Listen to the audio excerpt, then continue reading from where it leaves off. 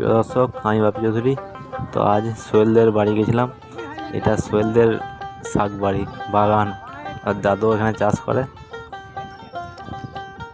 তো এই শাক বাড়িটা আমার খুব ভালো লাগে। আমার খুব ইচ্ছা এরকম একটা শাক বাড়ি করার, নিয়ে চাষ করব।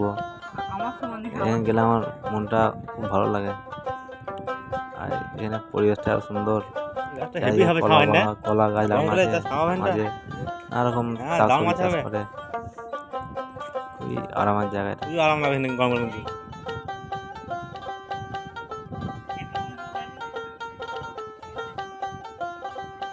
আর এটা সদ্য ওখানে যে অরণ্য পার্কটা আছে, সে পার্কে গিয়েছিলাম।